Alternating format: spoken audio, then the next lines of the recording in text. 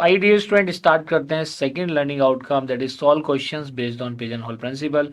जैसे मैंने to different forms आपको कराई थी फर्स्ट लर्निंग आउटकम में, उन टू डिफरेंट लर्निंग आउटकम से रिलेटेड अब हम यहाँ पे प्रॉब्लम देखेंगे, one type for each.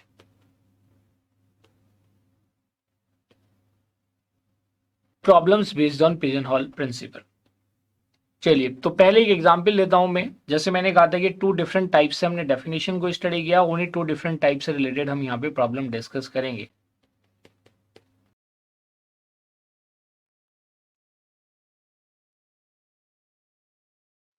So dear student, this is the problem on your screen.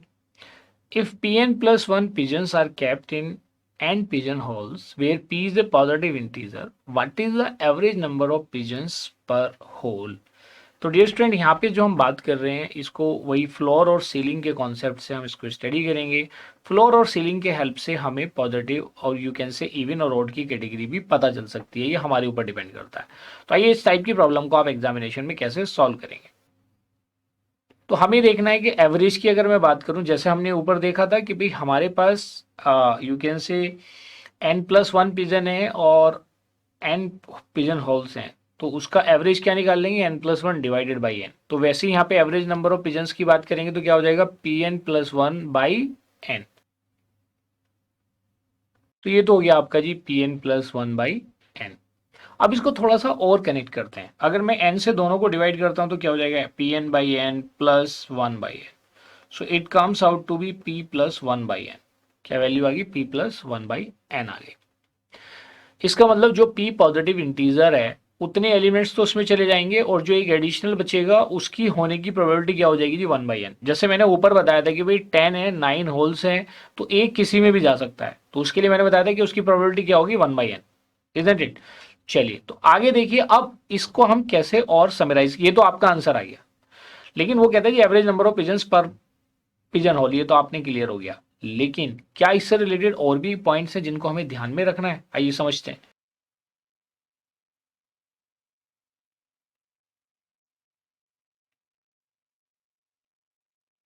So dear student, जैसा हमने बताया था कि there will be at least one pigeonhole which will contain, उसी डेफिनेशन से जो मैंने फर्स्ट लर्निंग आउटकम में दूसरी डेफिनेशन बताई थी, कंटेन एटलीस्ट P+1 पिजन। और P+1 पिजन किसकी वजह से हेल्प से आएंगे, with the help of seal value. And remaining will contain at most P pigeon, और P पिजन किसकी हेल्प से आएंगे, with the help of floor value. ये बात समझ में आ गई। क्योंकि देखिए अगर हम एटमोस्ट की बात करते हैं तो ये वाला पोर्शन आपका नहीं रहेगा, या n की वैल्यू क्या होगी इस केस में 1 हो जाएगी, तो वो P+1 पे चला जाएगा। लेकिन हम किसकी बात कर रहे हैं, we are talking about at most P की बात कर रहे हैं, तो उसकी फ्लोर वैल्यू क्या आ जाएगी, P+1/n। उधर सील वैल्यू आ जाएगी P+1/n। So this is the way how this such type of problem can be solve. आइए अब इस पे बेस्ड एक न्यूमेरिकल करते हैं।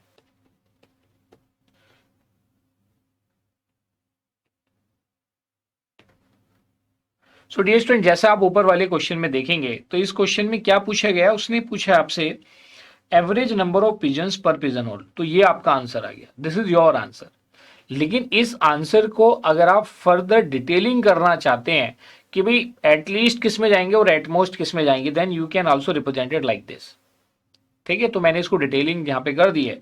अब ये जो इसी के ऊपर बेस्ड हम एक एग्जाम्पल करने जा रहे हैं। सो डियर स्टूडेंट, देखिए प्रॉब्लम है और आप कहेंगे sir this problem look like the aptitude problem. A bag contains 10 red marbles. देखिए क्या क्या गिवन है, 10 रेड मार्बल्स हैं, 10 वाइट मार्बल्स हैं और 10 ब्लू मार्बल्स हैं। ये एक बैग के अंदर टोटल 30 मार्बल्स हैं ऑफ 3 डिफरेंट कलर्स। फिर क्या कहता है, what is the minimum number of marbles you have to choose randomly. देखिए मिनिमम का मतलब क्या हुआ, at least. Minimum number of marbles you have to choose randomly from the bag to ensure that we get 4 marbles.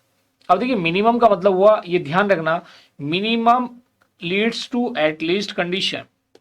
Minimum का meaning है यहां पे minimum leads to at least condition.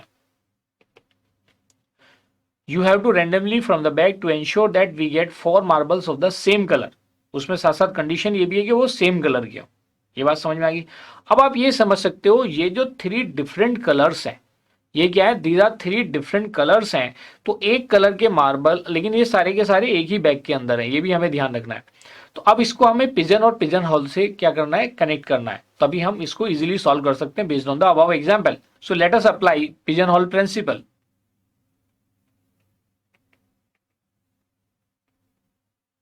So dear student, आइए apply करते हैं pigeon whole principal. तो यहाँ पे दो टर्म है जो इससे रिलेटेड है, एक तो आपके पास मार्बल्स हैं और दूसरा है कलर्स। ठीक है, तो आइए कौन पिजन को रिप्रेजेंट करेगा और कौन पिजन होल्स को। तो पहले हम बात करते हैं पिजन होल्स की।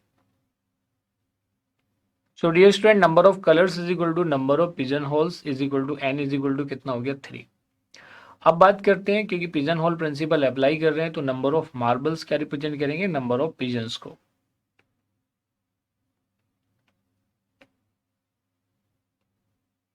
सो number of marbles is equal to number of pigeons.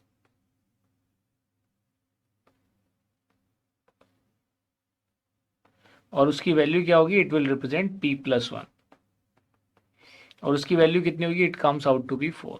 भाई हमेशा पिजन होल प्रिंसिपल के अकॉर्डिंग अगर मार्बल पिजन्स को रिप्रेजेंट कर रहा है तो वो पिजन होल से एक एडिशनल ही होगा, ये बात तो आप जानते ही हैं।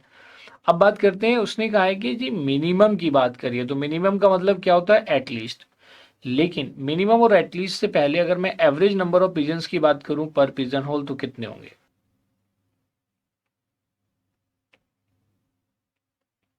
तो आप रिप्रेजेंट करेंगे sir minimum number of pigeons जो आपके रिक्वायर्ड हैं, दीज आर Pn+1, ये आपके मिनिमम नंबर। एवरेज क्या हो जाएगा, Pn+1/2। क्या रिप्रेजेंट करेगा, Pn+1/2 को रिप्रेजेंट करेगा। आइए देखते हैं कैसे हम आगे इसको सॉल्व करते हैं। So dear student, average number of marbles required कितने हो जाएंगे, Pn+1/2। अब इसकी एटलीस्ट के केस में हम क्या करते हैं, सीलिंग की बात करते हैं। सो मिनिमम रिप्रेजेंट एटलीस्ट, और एटलीस्ट मीन्स सीलिंग वैल्यू। किसकी बात करते हैं, सील वैल्यू की। और अगर हम सील वैल्यू की बात करते हैं, सील वैल्यू ऑफ Pn+1/n, और ये किसके इक्विवेलेंट होगा, it will be equivalent to 4। किसके बराबर होगा, क्योंकि उसने मेंशन किया हुआ है you have to choose randomly from the bag to ensure that we get 4 marbles of same colour. तो ये जो एवरेज जो हमने सीलिंग वैल्यू फाइंड आउट करी है, किसके इक्विवेलेंट है, इट इज इक्विवेलेंट टू 4, जो as it is given in the question. अब इसके आगे अगर आप देखेंगे, जब आप इसको सिंप्लीफाई करेंगे, व्हाट विल यू गेट। तो इस केस में इसकी सीलिंग वैल्यू की हम यहाँ पे बात कर रहे हैं, तो सीलिंग वैल्यू क्या रिप्रेजेंट करेगी, इसको समझना जरूरी है। तो it will represent, you can represent it like के P+1/n इज इक्वल टू 4। क्या हो जाएगा, P+1/n इज इक्वल टू 4, और n की वैल्यू ऊपर कितनी है, 3। जो हमने देखा था नंबर ऑफ पिजन होल्स कितने हैं, 3। सो जब आप इसकी सीलिंग वैल्यू फाइंड आउट करेंगे, P+1/3 is equal to 4, then you will get, तो इससे आपको क्या मिलेगा, you can write it as कि भाई आपका जो Pn+1 है वो किसके बराबर आ जाएगा, 10 के इक्विवेलेंट। किसके इक्विवेलेंट आ जाएगा, 10 के इक्विवेलेंट आ जाएगा। अब बात ये आती है कि आपके पास जो एवरेज नंबर ऑफ पिजन्स हैं वो कितने होने चाहिए। तो अगर ये सम जो है, इसका सम +1 इज इक्वल टू 10 आता है, तो इसका मतलब क्या हुआ, ये जो Pn है, इस Pn की वैल्यू, आपके पास 3 डिफरेंट कलर्स की बॉल्स हैं, 3 रेड हो सकती है, मतलब जो अलग अलग कलर्स यहाँ पे गिवन है। क्या क्या गिवन है कि भाई आपके पास जो गिवन है, इस इक्वेशन को आपको सेटिस्फाई करना है। 3 आपके पास रेड है, 3 वाइट हो सकते हैं, 3 blue, red white blue. 3 red हो सकते हैं, 3 वाइट हो सकते हैं, 3 ब्लू हो सकते हैं। ये मेरा Pn रिप्रेजेंट कर रहा है। तो इन 10 का जो सम है, 3+3+3, और जो मेरा ये 1 है, this one can be white, या you can say 1 can be red, और इट कैन बी वाइट, और इट कैन बी ब्लू। इन तीनों में से कोई सा भी हो सकता है। तो जो भी चूज करेंगे, तो रैंडमली जब आप पिक करेंगे तो वो रेड भी हो सकता है। अगर आपका जो +1 है वो रेड है, तो वो आपके 4 बॉल्स रेड आ जाएंगे। ऐसी अगर वो 1 वाइट है तो 4 बॉल आपके वाइट आ जाएंगे। इन द सेम वे अगर 1 बॉल आपका ब्लू है तो आपके 4 बॉल्स ब्लू आपको मिल जाएंगे। So this is the way how pigeonhole principle helps us to solve the problem like this. Is it clear to everybody. चलिए आइए देखते हैं next problem. So dear student, before moving forward to our next problem, let us understand another form of pigeonhole principle, जिसके ऊपर हम problem करने जा रहे हैं। we are going to discuss about the key point about pigeonhole principle. So dear student, इसकी अगर हम बात करें तो इसमें यह let i1 i2 in be positive integers if i1 plus i2 plus in minus in plus 1 items are put into n boxes. n क्या represent कर रहा है, नंबर ऑफ बॉक्सेस को.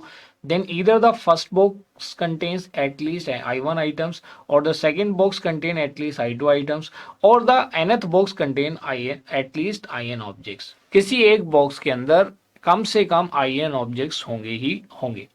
तो इस कॉन्सेप्ट को समझने के लिए आइए एक एग्जाम्पल कंसीडर करते हैं और इससे रिलेटेड भी क्वेश्चन एग्जामिनेशन में पूछे गए हैं.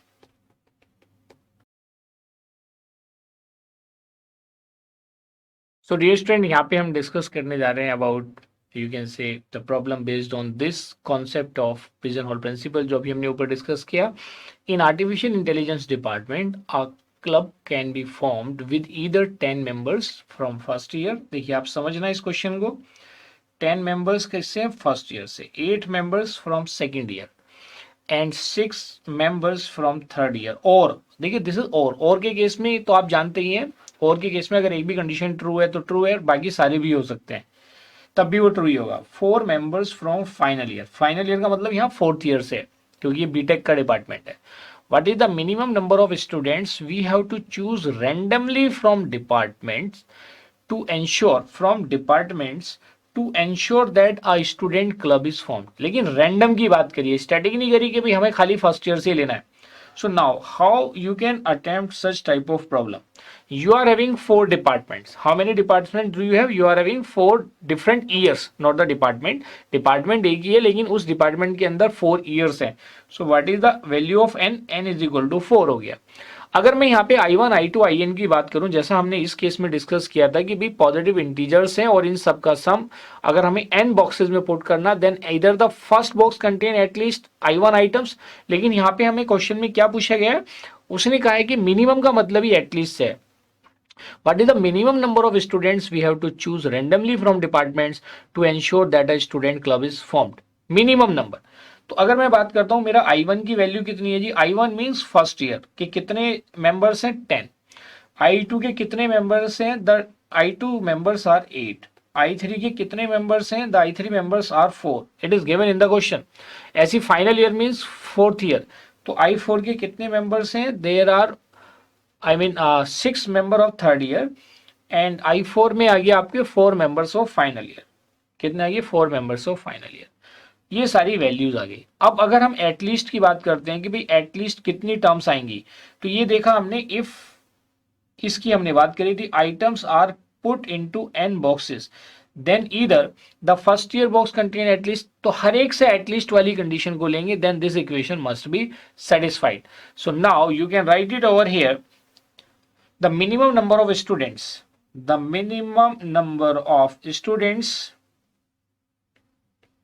we have to choose randomly.